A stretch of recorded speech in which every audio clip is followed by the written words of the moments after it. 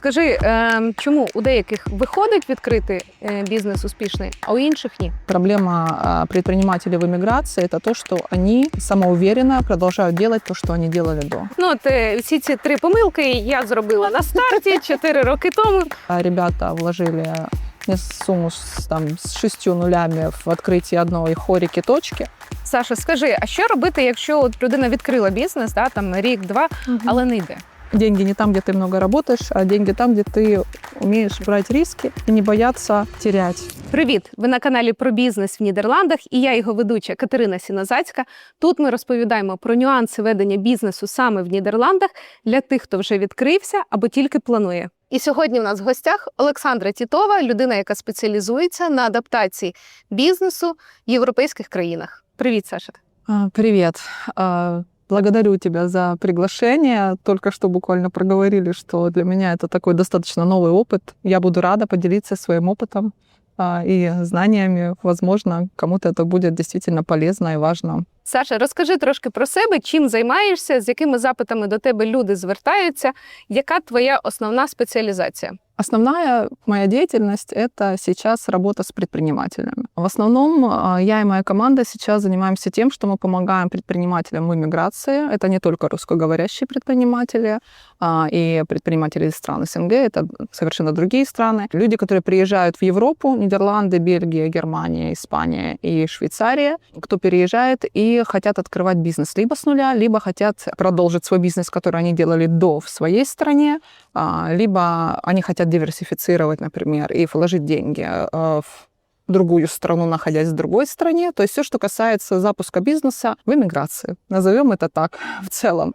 Мы специализируемся больше вот в этом направлении, но основная моя специфика также это работа с предпринимателями в сфере лидогенерации, упаковки бизнеса, аудита бизнеса, всех процессов.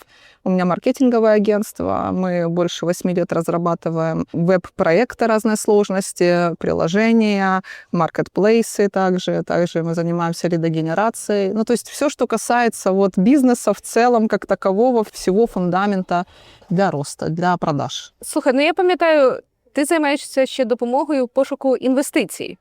Да. Также мы сейчас, последние полгода, мы активно разбираем тему инвестиций и грантов. Потому что огромное количество сейчас денег выделено в реконструкцию Украины. И мы сейчас с командой погрузились в эту тему. Там огромное большое количество возможностей вообще, поэтому это надо вообще отдельный какой-то топик делать, потому что Украину поддерживают, но нужен вот этот мостик, который будет помогать людям находить деньги для того, чтобы восстановить детские сады, улицы и так далее. И на это есть возможности определенные. И моя команда сейчас как раз разбирается в этой теме более детально. Ну и также инвестиции. Я объединяю людей, тех, у кого есть деньги, с теми, кому они нужны. Круто. Это тоже, исходя из моего опыта, насобиралось определенное количество предпринимателей с классными идеями, реально с классными идеями, но у которых нет возможности финансово их запустить. И что я делаю? Я лично отбираю эти проекты, смотрю по бизнес-модели, просчеты, потенциал, маржинальности, в общем.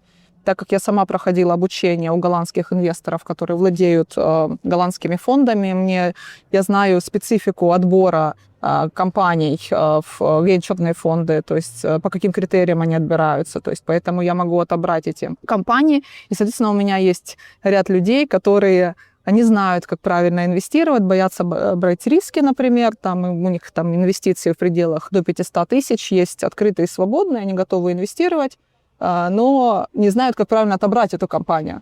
И я буду этим связующим звеном. Я уже есть. У меня один из моих клиентов вчера мне сообщил, я думала, что он привлек сначала, я думала, 250, потом мне что-то пришел слух, что 400 все-таки ему одобрили. Он вчера мне позвонил, пригласил меня уже в команду и говорит, нам дали 1 миллион. И я такая думаю, чудесно.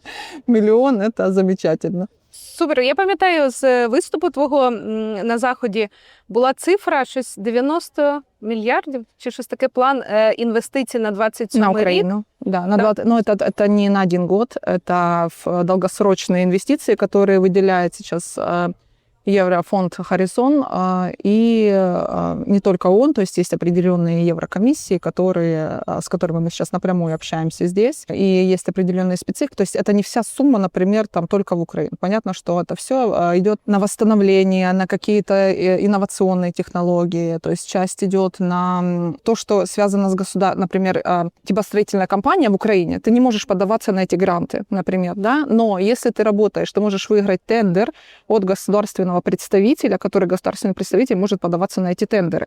Ну, это достаточно такая долгосрочная история, но из этих 90 миллиардов примерно больше 50-60% нацелено как раз на українське восстановлення. Серйозно, я тоді, мабуть, неправильно зрозуміла. Я думала, взагалі інвестиції всередині Нідерландів, а це про допомогу Україні. Да.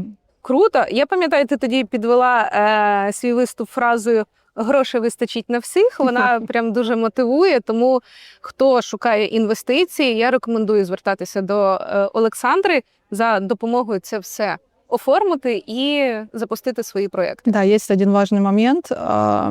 Вы должны быть готовы не только бизнес-план, да, то есть понимание о том, что вы хотите, как вы будете это делать, цифры. То есть самая главная база — это цифры, но также и готовы ментально, морально, хорошо повджобывать. Потому что это, если это финансирование, госфинансирование какое-то, это долгосрочная история. Гранты — это долгосрочная история, это минимум год надо закладывать. Если это быстрые инвестиции от венчурных фондов, либо от бизнес-ангелов, это обычно быстрее, но там ты больше отдаешь.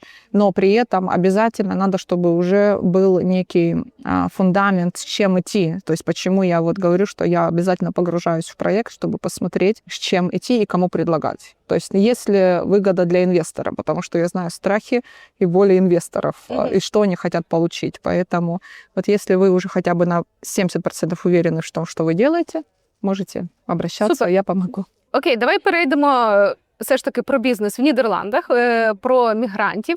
Скажи, чому у деяких виходить відкрити бізнес успішний, а у інших ні? Очень много факторов, и нельзя сказать один определенный ответ на этот вопрос, потому что есть разные ситуации. Но все зависит от того, с чем ты приехал сюда и какая у тебя база вообще изначально, с чем ты хочешь запускать бизнес. Ты хочешь его переводить, ты хочешь его запускать с нуля, либо ты хочешь его масштабировать при помощи другой стороны, да? Тут самое главное понимать, что ты не можешь делать все то же самое, что ты делал до. То есть ты должен четко понимать, что если ты строишь бизнес на чужой земле, в чужой стране, так или иначе мы все иммигранты, она всегда для нас будет, ну, как бы не родная, да? И другой менталитет, другое понимание рынка, другие особенности, другая психология принятия решений о покупке, очень много разных специфических моментов, которые нужно знать перед тем, как запускать бизнес, потому что, например, голландцы, они все делают предварительно, заключая встречи, да, то есть у меня и в агенде есть встречи, которые я запланировала за полгода с людьми. Следующее, там, я не знаю, если голландец, это вот психология покупок, да, как они принимают решения о покупке. Вот я знаю семью голландскую, вот у них дед покупал этот хлеб за углом, и он до сих пор ходит за этот угол покупать этот хлеб. И, то есть ему что-то продать новое, что неизвестно рынку, да, то есть достаточно сложно. То есть это надо сначала обучить аудиторию и потом делать продажи. То есть это долгосрочная стратегия. И поэтому перед тем, как запускать некий бизнес, надо четко понимать, готов ли ты поработать 2-3 года, 4, пока просто в счет потенциального роста, но при этом тебе надо закладывать, конечно, инвестиционные, да, какие-то издержки и бюджеты, то есть на что ты будешь работать. И обязательно просчитать, кто будет у тебя как покупать и как вообще в Европе эти покупки совершаются. И поэтому вот как раз вернемся к твоему вопросу. Основная проблема, это реально проблема. Проблема предпринимателей в эмиграции – это то, что они самоуверенно продолжают делать то, что они делали до, не обращая внимания на правила рынка. И из-за этого очень сильно спешат.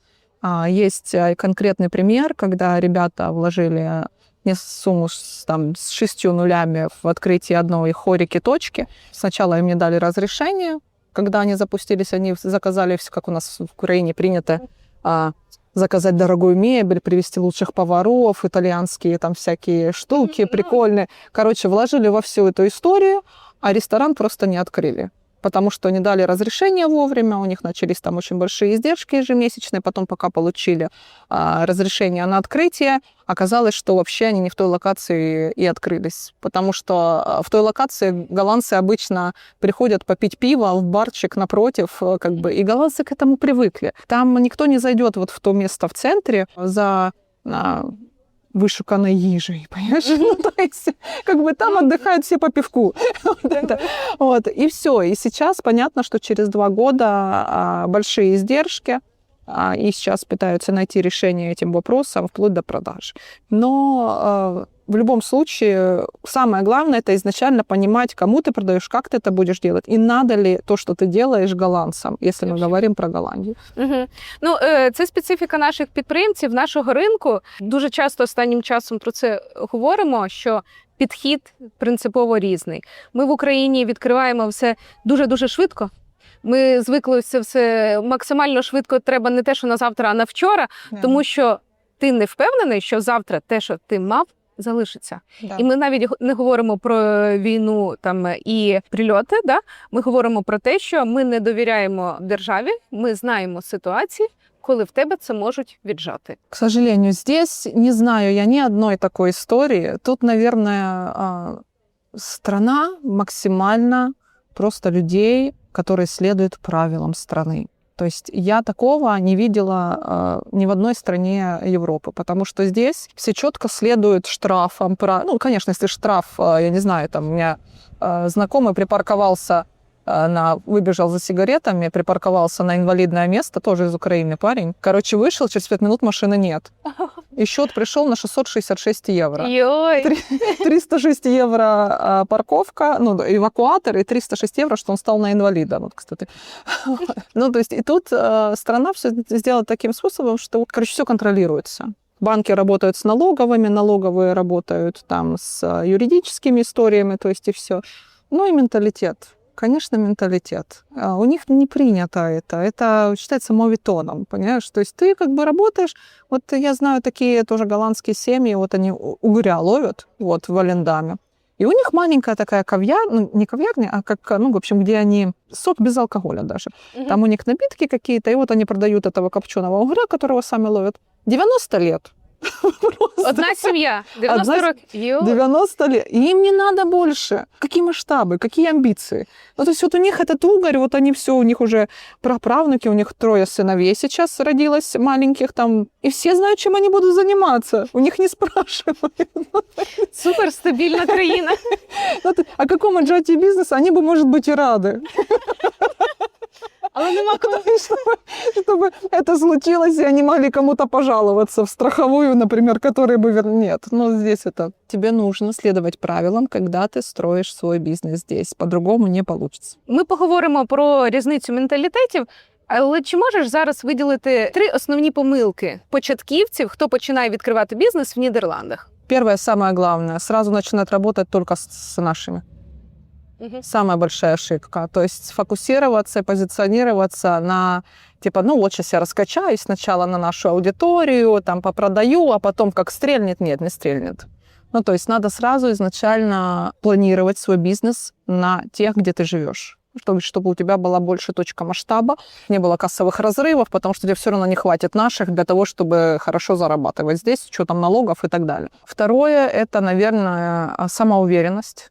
Сильно прям большая самоуверенность в знаниях, которые, ну, к сожалению, чаще всего недостаточно, когда ты начинаешь развиваться в новой стране. И третье – это сразу учить язык голландский. Моментально. То есть если ты знаешь голландский язык, у тебя двери открываются на 80% быстрее в любое место. Это 3 основных вот фокуса, куда нужно, если ты планируешь уже заниматься бизнесом, тебе параллельно сразу нужно идти учить язык. Ну, от всі ці 3 помилки я зробила на старті 4 роки тому. Мови не знала, але я ж знаю, сферу треба відкриватися, відкриваємось. Звичайно, мову не знаю, тому тільки на своїх. Хоча тоді, мабуть, це була ще виграшна стратегія. Наших людей було багато, ми були одні з перших, ми прозвучали, мабуть, всюди, ну, я дуже багато реклами робила. І це якби в той момент це спрацювало. працювали добре, але не після. И Стачі как мови. сейчас 4 года прошло? Какие сейчас итоги? Зараз у нас нідерландська аудиторія, нідерландці і англомовні Мгм. експати. Акцентую увагу, у мене салон в дуже маленькому місті, під Утрехтом. У нас населення, здається, 55 тисяч людей. І зараз у нас 60, може навіть вже ближче до 70% – це нідерландці і англомовні експати. Ну, я думаю, что если бы ты начала сразу позиционироваться больше на местную аудиторию, то у тебя бы это заняло не 4 года. Ну, звичайно. Да, ну, і я і англійської не знала, я і досі її не знаю, на жаль. І мені важко даються мови, але тоді, якби, орієнтація суто на своїх, вона спрацювала. Тоді був ринок голий, і це спрацювало. Ну, еще Але был це ж- период очень Да. такой тяжелый, когда все поддерживали друг друга, и это был такой психологический очень фактор, очень важный, который сработал на скачки запусков, да, вот именно украинских наших ребят, кто приехал. Ну, по-разному у всех через год-два. То есть я очень много знаю историй, что приехали с деньгами, попродавали бизнесы, запускали бизнесы. Год-два, и как бы уже денег нет развиваться, и выручки той нет, которая как бы хотелось бы уже через 2 года иметь, и приходят ко мне с вопросами чаще всего. Вот. То есть смотрим, понимаем, где можно сократить, где ввести, там, автоматизировать, где оптимизировать. Чаще всего вообще, если это матрица услуг, либо матрица, короче, я смотрю, убираем лишнее, что вообще не стоит куда фокус смещать, то есть фокусируемся на том, только что продается, чтобы выскочить из... Ну, чаще всего это кассовые разрывы. То есть, когда денег не хватает на зарплаты, когда перекрываешь со своего кармана, достаешь, перекрываешь аренды и так далее. То есть, это чаще всего эти вопросы. Слухай, в різних сферах по-різному, але приблизно. Чи є якась цифра при відкритті, скажімо, малого і середнього бізнесу? Не будемо говорити Мгм. про великий, там, де людей треба там 10-15 Мгм. людей колективу, можливо, це там ресторани, локальний бізнес, салони, магазини. Чи є якась приблизна цифра окупованості або виходу в ноль?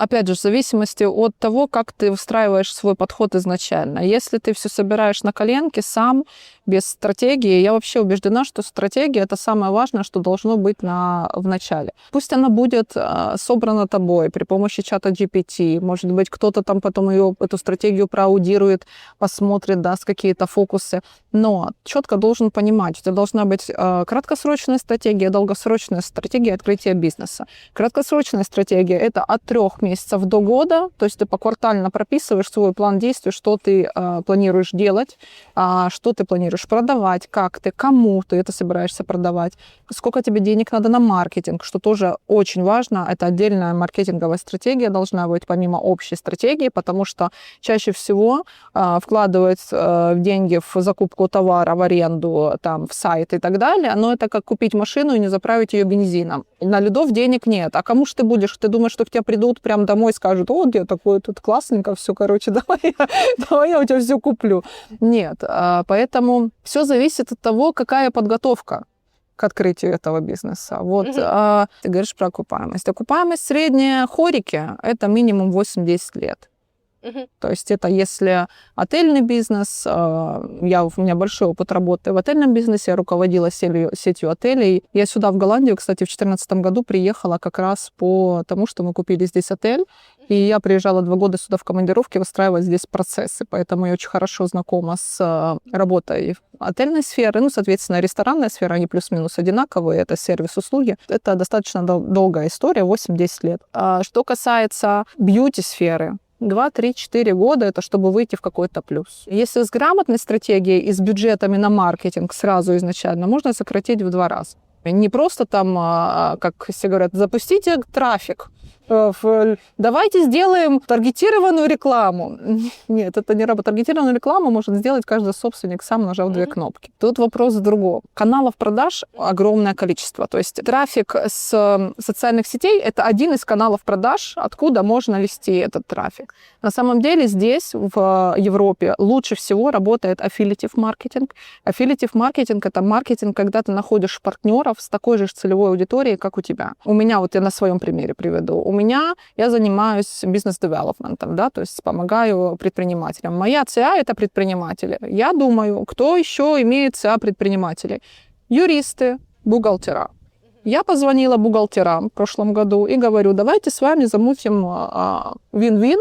Говорю, вы всем, кто приходит на Новый год на поддержку к вам, вы делаете рассылку, что в подарок годовая стратегия развития бизнеса, маркетинговая, как повысить чек в 2х от меня, как от партнера. Я делаю ту же самую рассылку по своей базе, то есть и мы делимся тем самым своими базами. И у меня они, когда сделали рассылку по своей базе, им классно, потому что они делают плюшку для новых клиентов, как бы бесплатно получают они такую целую стратегию на год, понимания о том, где у них сильные и слабые стороны и куда двигаться. Вот. И у меня вот как это сработало, у меня было 80 человек в базе было, ну, таких качественных. 80 человек в базе, у меня из них было примерно 12 консультаций и 4 закрытых контракта в общей сложности примерно на 26 тысяч евро. Тебе не надо вкладывать деньги в трафик. Надо просто подумать, где есть те люди, которые тебе нужны.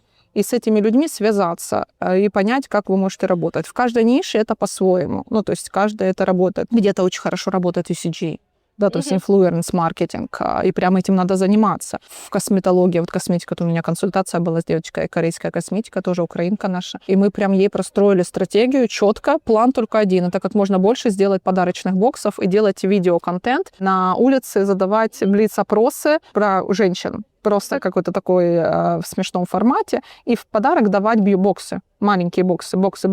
Просто есть у меня один кейс, который показывает, что это в бьюти-сфере, любой бьюти-сфере, это работает очень хорошо. Ну, то есть прям очень хорошо. В бьюти-сфере я имею в виду продуктовой, не услуг. В услугах там немножко другая ниша. Ну, я все ж таки собі вже ідею взяла. Ми використовуємо деякі штуки, я собі вже думаю, так, треба. Ну, мы с тобой можем потом отдельно просто сделать звонок, ты мне покажешь, что у тебя есть, и я тебе, ну, как бы дам направление. Потому что этих каналов продаж огромное количество. Это могут быть партнеры, где, например, мои партнеры, это бизнес-клубы, да, которые, кстати, мы можем всем, кто у вас в бизнес-клубе, можем сделать такую специальное предложение. Это тоже, например, я могу сделать консультацию. Круто. Круто. Вот я сейчас сразу как бы и организовала канал. Ну, то есть вот так это работает. И просто надо вширь смотреть. К большому сожалению, каждый второй сейчас эксперт. И все предприниматели, которые приходят ко мне, они приходят с одними и теми же травмами. Это все маркетологи, обманщики. Все маркетологи берут деньги, результата нет, ничего не работает. К сожалению, это так. Там как бы это таргетированная реклама, куча бюджетов, непонятно, за что мы платим. Гарантии не дает, да, маркетинг не дает никаких гарантий никогда. Маркетолог нормальный, адекватный никогда не даст сразу гарантий, пока не поймет продукт, пока не погрузится в него. О гарантиях и каких-то вообще точных цифрах можно говорить минимум через 2 месяца совместной работы. И поэтому вот на базе этих травм предприниматели приходят, и, понятно, они такие, как, знаешь, обожжешься на молоке, дуешь на воду уже. И вот опасаются совместных работ, потратить, потерять деньги, которых чаще всего у малых предпринимателей не так много. То есть, если або повністю відсутні. Да. Поэтому, я думаю, это будет хорошая возможность, в принципе, кому интересно будет мне написать, я с удовольствием поделюсь, посмотрим. Как бы в любом случае у меня в профиле есть 30-минутная бесплатная консультация, можем спокійно оставити ссылку. Хто хоче консультацію, пишіть коментарі під відео. Саш, ми поки розраховувалися, проговорили про те, що орієнтація на нідерландську аудиторію дуже важлива і важливіша, ніж на своїх. І наш оператор підтвердив, бо він тільки з нідерландцями спочатку працював, і в результаті за 1,5 року отримав результати миттєво. Скажи, як вийти на нідерландську аудиторію, як завоювати довіру місцевих клієнтів, які кроки треба зробити? Интересно, я только привела пример, и кейс оказался как раз уже в поле на расстоянии вытянутой руки, потому что, собственно говоря, человек начал работать с голландцами, сразу сфокусировался на голландскую аудиторию, через 1,5 года его уже приглашают в Швейцарию снимать, напомни? Watch and Wonders. На минуточку. Нет никаких особых каких-то там секретов, такого, чтобы там вот тебе обязательно надо поставить фотографию, я не знаю, кломпов на свой сайт, чтобы на тебя там как-то отреагировали. Нет, это так не работает. Надо просто смотреть, надо анализировать рынок в первую очередь. Обязательно надо посмотреть, что делают люди, которые занимаются тем же, чем хочешь заниматься ты. Голландские компании. Что они говорят про себя, как они это делают, какой у них tone of voice, в онлайн persistence, да, то есть в онлайне, что они предлагают, запросить минимум 5 офферов фейковых, посмотреть, как они оформляют предложение, то есть чтобы понимать, как это звучит, как они формируют цену, как они потом допродают, как происходит вот этот вот live sales circle, колесо продаж от точки за первое взаимодействие с клиентом до последней. И когда ты только уже поймешь, как работает вся специфика твоей ниши, то есть тебе прям надо побыть как этим серым кардиналом или как это секретная закупка, знаешь? Вивчити ринок. Обязательно, обязательно. Ты когда сам как рыбка занырнешь, и ты уже поймешь температуру воды в этом океане. И ты начнешь понимать, где там ты можешь сделать лучше. Как раз то, что я тебе и проговорила, что наши ребята, ну, мы сейчас конкретно про украинскую аудиторию говорим. Я сейчас безоценочно, просто я по опыту смотрю, что наш темп жизни, наш темп принятия решений, наш темп амбициозности дает огромный опыт, колоссальный опыт, который мы можем здесь внедрять аналогично. Но для этого нужно понимать вот эту специфику, как люди тут покупают. Это очень-очень важно. И поэтому самый большой секрет – это изучить, понять, сделать стратегию, прописать шаги, посчитать цифры і заложити деньги на маркетинг. Які інструменти краще використати для початку роботи? Сайт, чи Інстаграм, чи таргет, чи що? Ось на що спочатку треба звернути увагу? Ну, давай начнем с другого. Давай начнем с того, кто твоя целевая аудитория. Ты продаешь B2B либо B2C. Это самое главное. С чего начинается самый-самый первый этап? Тебе надо определить, да, то есть кто у тебя будет покупать, где ты получишь выхлоп, деньги. Если это B2B, то Инстаграм, даже нет смысла на это тратить время.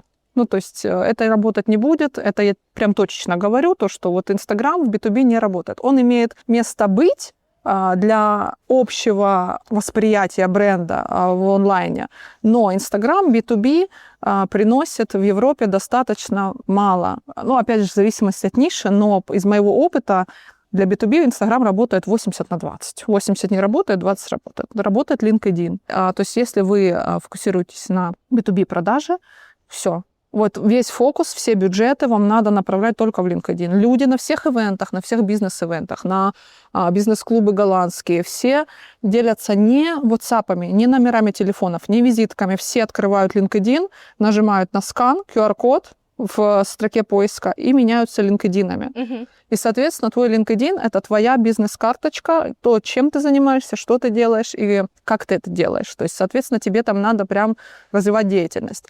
В любом случае, даже если ты продаешь B2C, все равно LinkedIn нужен, но тогда он идет уже на второй план по стратегии. То есть это как первоначально мы фокусируемся на том, что нам может принести деньги прямо сейчас, и потом мы откладываем то, что хорошо бы сделать для плотности своего бренда в онлайне, да, то есть и вот это из-за этого может меняться стратегия. Конечно, это сайт. Все смотрят Google Reviews, Google наличие в Google. Голландцы все ищут компанию в Google. Все смотрят на просто отзывы, ревьюсы, все смотрят на сайт. Если сайта нет, уже сразу подозрение о качестве и серьезности компании. То есть что я рекомендую? Это всегда, пусть это самый простой сайт. И дальше уже надо смотреть, куда заводить стратегию. То есть онлайн по-любому надо. Но это либо Инстаграм, Фейсбук, это везде разная целевая аудитория. Либо на LinkedIn идти. Ну, это опять же, это вот для среднего бизнеса. Если мы говорим для более глобального бизнеса, там, я не знаю, постройка, бизнес-девелопмент билдинг, да, то есть какой-то застройщики, либо архитекторы. То есть там уже работают другие связи. Там работают нетворкинг, там надо заходить уже с другой стороны, надо заходить через ивенты, мероприятия, личные контакты, аутрич в LinkedIn руками при помощи, например, бизнес-девелопмент менеджеров, ну, то есть чтобы напрямую связываться с другими собственниками. Ты сначала выстраиваешь фундамент, как в пирамиде, ну, то есть ты понимаешь, что у тебя есть, как работает рынок, и ты начинаешь накладывать эти кирпичики вот так вот, чтобы выстроить уже что-то, ну, как бы, да, базу для работы, для привлечения, конечно, денег. Но и, конечно, продажи. Важно то, как ты будешь продавать и кому ты будешь, где твои люди. Вот это самое главное. Скажи, якщо людина там планує відкрити бізнес в Нідерландах, але вона не планує тут жити, да? Або там людина тільки приїхала, я до чого, не має знання нідерландської мови. Які рекомендації, як тоді краще поступити? Прекрасно страна принимает людей с английским языком. нет никаких проблем, чтобы открыть здесь бизнес с английским языком. Есть просто вопрос времени, как быстро ты сможешь дойти до своих целей. И все. Это только вот в этом. То есть, потому что голландцы намного активнее вовлекаются в процессы, если ты говоришь на голландском с ними. Они прям, да, тоже мы говорили, отдают все бюджеты, делай, что хочешь, как бы, потому что они радуются, что ты как бы начал адаптироваться в стране. То есть для них это прям как целая история. Для них голландская культура — это их генетический фонд. То есть и если ты немножко начинаешь подключаться к их генетическому уважаемому фонду, да, то есть тебя начинают воспринимать уже более открыто, потому что это, конечно, очень важно. Ну, и опять же вернусь к тому, что голландское мышление — это купи два в подарок. То есть цифрами. Голландское мышление не про красивое лицо в бьюти. То есть если ты захочешь продавать свои бьюти-услуги, ты поставишь красивую девочку с макияжем, ты не продашь. Да. Но если ты поставишь купи 2 маникюра, 2 получишь в подарок, они купят. Це дуже важливо знати. Вони сприймають все через факти, цифри, конкретику. Да. І ось цей дожим останніх, типу, осталося 2 годинки, да, Нет, це это не агрессивные працює. продажи. Да, агресивні продажі тут не працюють, вони Ни в коем навпаки случае. відштовхують. Ни в коем случае. Я знаю одного человека, который 2 года ходил на кофе с голландцем, потенциально фокусируясь на том, что ты будешь моим партнером. Ты будешь ходил, слушал его семейные истории, как от него там у него семейные драмы какие-то были. И вот он 2 года с ним ходил. Понятно, ему, ну, как бы его семейные драмы были ни к чему. Но 2 года он выстраивал с ним вот эту связь. Вот эту вот такую связь, чтобы через 2 года он все-таки в барчике за бокальчиком пива сказал: я готов, ну давай, в общем. Мы подписали, они вот сейчас хорошие контракты, но 2 года ему это стоило. То есть это здесь главное правило — терпение. Терпение – ключ ко всему. То есть с голландцами, если работать. Плюс еще у меня был интересный диалог с инвестором, с голландским. Я говорю: ну как вот ты принимаешь решение? Расскажи, вот как ты принимаешь, давать этому человеку деньги или нет? Он говорит: Саша, это как Тиндер. Матч произошел, а потом надо встретиться попить кофе, потом встретиться погулять, сходить в кино. То есть, короче, пока я приму решение... Бізнес-дейтинг. Да, это может пройти очень много времени. И пока я приму решение и буду доверять полностью команде, человеку, то есть в первую очередь мне важно понимать, какой человек. Его архетип, его... Самое главное, как они всегда, ценности. Про что? Про что продукт, с какими ценностями, как относится к людям, какая команда будет работать. Ну и важно еще, чтобы команда, которая работает над проектом, тоже была в Голландии. Это тоже немаловажно. Я зараз згадала ситуацію. У нас колись в Україні салон також в мене був, і коли людина йшла у відпустку, ну, хтось з команди, да, у клієнти такі: боже, що робити, чого так довго, що я буду робити? Я пам'ятаю фразу, коли закрилися на карантин, і одна статусна жіночка сказала: запишіть мене. Ми кажемо: карантин, якби всіх закрили. Вона каже: я знаю, але запишіть мене. Ми кажемо: ми не працюємо. Вона: і що? Типу, виріште якось це питання. Да. Ми не можемо вирішити це питання. Тут навпаки, я коли приїхала, там хтось або я йшли в відпустку, кажемо: ой, вибачте, я йду у відпустку. Очень понимающие. А вони типу, чого ти вибачаєшся? Все нормально. Да. Я почекаю, відпустка – це дуже важливо. Так, принципова різниця. Они, когда у меня друг, голландец, 2 интересных истории с ним есть, он тоже предприниматель. Первая история — это то, что он мне говорит: Саш, я был в Киеве, ну, еще до войны, он летал по работе, говорит: я увидел салон красоты, который работает ночью. Вы вообще, говорит, у вас... Вот, зачем? Ну, то есть, а я не могу ему объяснить, что, ну, как бы люди много работают, много амбиций, надо ж кучить все заработать, все деньги мира. Вместо того, чтобы поспать, мы идем как бы укладку делать, чтобы утром встать с синяками. Ну, он говорит, я не понимаю, ну, что, ну, как бы, если ты знаешь, да, что в Голландии даже в понедельник многие начинают работать с 12 часу, как бы, потому что, ну, после выходных надо еще немножко адаптироваться.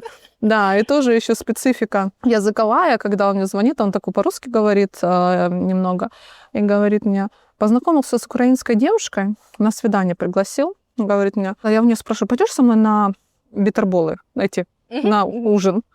Говорит, ну, типа на свидание, на кофе. Она мне сказала: да нет, наверное. Классика. А если она не понимает, а да, нет или наверное. Я говорю: слушай, ну ты бы ее еще на селедку пригласил, украинскую девушку, вечером. Ну, то есть разница. То есть, и он не понимает, у него 6 нулей на счету, но он не понимает, что здесь не так. Ну, как бы я же со всей душой, ну, как бы дам тебе попробовать битерболы, классическую еду. А как бы она такая там посмотрела, что такое битерболы, видно, и поняла, что это не совсем не то. И вот, да нет, наверное, я говорю, ну тут важно понимать, с какой интонацией она это сказала. Говорю, тут если да нет, наверное, скорее всего, с флиртом, скорее всего, да. Если да нет, наверное, то нет. Саша, скажи, а що робити, якщо от людина відкрила бізнес, да, там рік-два, але не йде?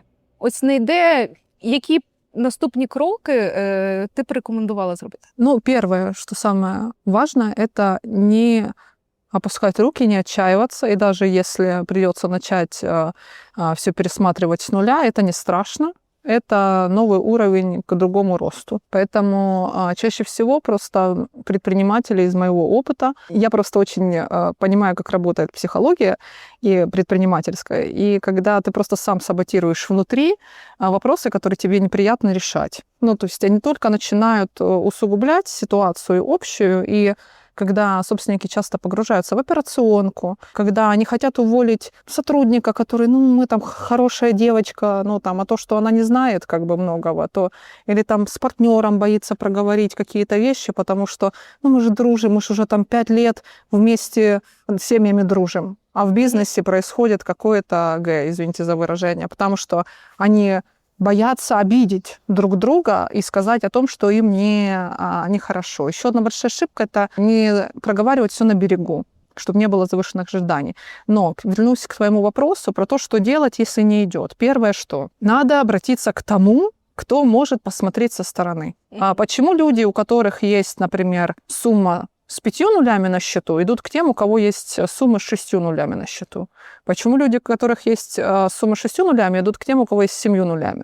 Потому что другой уровень адаптации ментального понимания о том, как устроена вот эта вот воронка, которая поднимает тебя к желаемому результату. Тогда тебя человек может просто направить, фонариком подсветить, посмотреть со стороны, что убрать, где может поменять, где вложить, может быть, найти где-то деньги, может быть, тебя увести из операционки где-то. Это самое главное. Следующее, если ты заходишь вот в этот рестарт, в этот аудит, и опять ничего не получается, но обычно хороший специалист, он сразу поймет, маржинальная история или нет.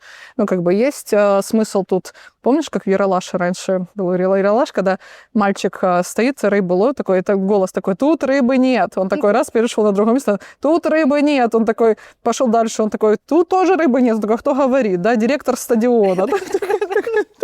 Так это и тут. Ну, то есть, если ты уже на 3-е место перешел, и рыбы все еще нет, то надо просто, не надо запрягать уже старую гнилую лошадь. Надо закрывать и перефокусировать все свои знания и опыт, который у тебя уже колоссальный на той точке, которая у тебя есть сейчас, потому что негативный опыт – это колоссальный опыт, и ты просто можешь сделать уже по-другому, понимая, что, например, где-то ты привлечешь инвестиции, где-то ты вот это делать уже не будешь, или продашь свой бизнес текущий тем, кто только входит вот в этот этап. Это тоже нормально. Поэтому самое главное – ничего не бояться. Ты никуда не денется твой опыт. Никуда не денутся твои знания. Сколько людей я знаю, которые... Предпринимательство – это же...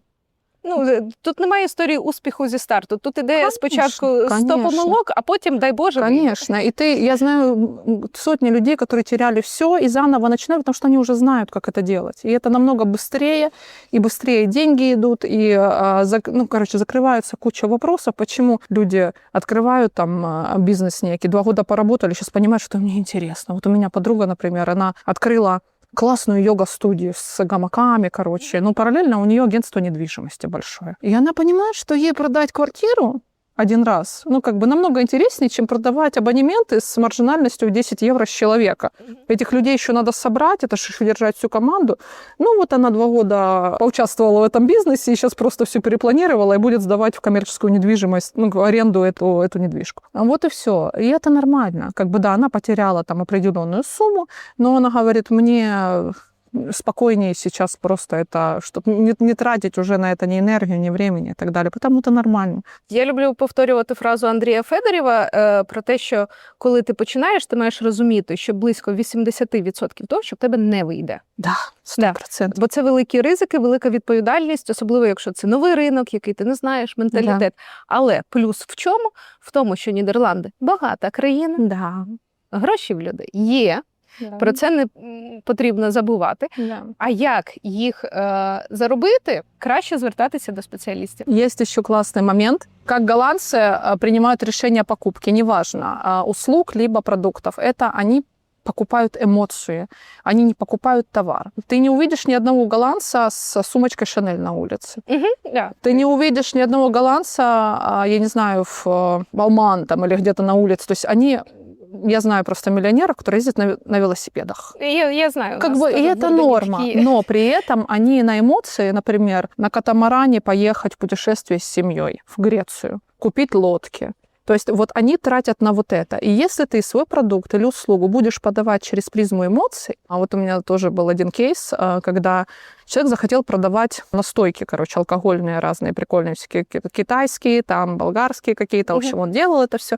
Я говорю, ну, никто не будет у тебя покупать настойки, потому что настойки, они ходят вот за своим французским вином итальянским в Альберт Хайн за 5 евро, там, до 10, до 15, там, и прекрасно, ну, кто подороже. А продай им мастер-класс по приготовлению этой настойки. И у тебя будут приходить семьями, парами, будут приходить на мастер-классы, и ты им там будешь допродавать свою настойку. И потом будет ресейл. То есть и там, где есть ресейл, там всегда есть хорошая маржа. Люкс не продається в Нідерландах. Продаю, конечно, Да? продается. Ты если заедешь в Амстердам, в Роттердам, то есть это люкс еще как продается, но есть разница между Інакше. настоящие миллионеры голландские. Люкс не носят. Я знаю, є... Тут вопрос просто в реальных состоятельных людях и вот тех, кто быть, казаться, да. То есть вот это я стараюсь так подобрать слово сейчас. Ну, я знаю людей, нідерландців, в яких там шикарний будинок, все супер, не знаю, там яхта 15-метрова, але при цьому він буде їздити на Сіаті простенькому. Да, І для нього це окей. Вообще спокойно. Його не кажуть, яка там машина і Прекрасно. так далі. Да. Люкс продается, люкс и будет продаваться, потому что есть разные уровни психологической, ну, как бы, понимания денег, да, то есть может быть одно количество денег на счетах, но ты к ним по-другому относишься. Ты уже к деньгам относишься как к инвестиции в будущее, например, в миссию какую-то, в цели. Ты уже готов там инвестировать в какие-то разработки, которые в дальнейшем помогут людям, например. Или ты готов вложить там восстановление там Украины, либо ты, ну, то есть у тебя более расширенное сознание о том, что делать с деньгами. Это просто уровень, есть такое понимание, диаграмма Хрейвса, да, как ты относишься к деньгам. Если ты на красном уровне, ты думаешь о том, как купить BMW, например, там красную, грубо говоря, самую яркую, чтобы тебя все замечали, Lamborghini. А если ты, например, на бордовом уровне, то ты думаешь о том, как заработать денег и вложить, чтобы помочь детям, получить там классное образование или деткам там найти семьи. Ну, то есть я в целом говорю, да, то есть это целеполагание в твоем сознании. Ни то, ни хорошее, ни плохое. Все есть норма. Мы просто все на разном уровне сознания, понимания. И поэтому вот голландцы чаще всего деньги есть у тех, кто мыслит эмоциями, мыслит семьей, мыслит ценностями совершенно другого уровня. И инвесторы инвестируют в медтех очень хорошо. Все, что связано с помощью людям і всякі такі інноваційні штуки. Саша, підводячи підсумки, скажи, які б 3 поради ти дала б собі от на початку твоєму шляху, коли ти починала 12 років тому? Ну, основные советы я уже давала, что касается именно развития бизнеса. Сейчас, наверное, больше скажу про внутреннюю работу над собой. Я очень много лет шла к определенным качествам, которые помогают сейчас открывать мне разные двери. Самое главное — это не бояться брать риски, не бояться рисковать, потому что деньги не там, где ты много работаешь, а деньги там, где ты умеешь брать риски и не бояться терять. Дальше, наверное, это выстраивать прочные связи, не бояться подходить к людям, работать с нетворкингом и помнить одно правило, что нет у тебя уже есть, а вдруг у тебя будет да, если ты попробуешь то, что ты хочешь. Позвонить туда, куда ты хочешь, написать, подойти к тому человеку, который кажется тебе, например, там недостижимым, а ты попробуй. И, конечно, это не обесценивай свой труд и свои знания. Не обесценивай, не соглашайся работать за тарелку супа, а всегда бери деньги за все.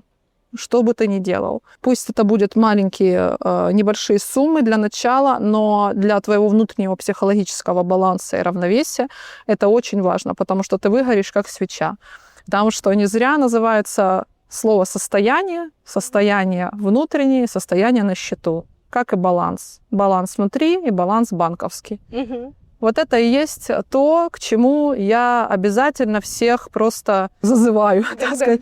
Держите вот этот баланс, берите деньги, вы работаете не за просто воздух, и обязательно держите вот этот энергетический уровень, чтобы вам хотелось дальше продолжать то, чем вы занимаетесь, потому что свой бизнес — это всегда большой челлендж, и много вовлечения твоего как собственника, и часто очень без того результата, как ты хочешь, но если у тебя хотя бы есть вот это 5-10% остается энергии, которая позволяє тобі далі двигатися, ти будеш підніматися як Мюнхгаузен. Додам ще, що якщо ти хочеш розвивати бізнес, шукати інвестиції, то рекомендую звертатися до Олександри. Вона з цим допоможе, адаптуватися в місцевий ринок, а також, щоб менше допускати помилок і розуміти шляхи, які відкриті, приєднуйтесь до бізнес-спільноти MBC в Нідерландах. Саша, дуже дякую тобі за сьогоднішню розмову. Було дуже змістовно і цікаво. Благодарю тебя за приглашение. Для меня это тоже очень ценно делиться таким опытом. Я убеждена, что наше окружение полностью определяет нас. И то, кто нас окружает, полностью влияет на наше будущее, на наши стратегии жизненные, стратегии бизнеса. И спасибо тебе еще раз. Я думаю, у нас получилось круто. Підписуйтесь, ставте лайк і коментуйте це відео, бо це дуже важливо для просування каналу.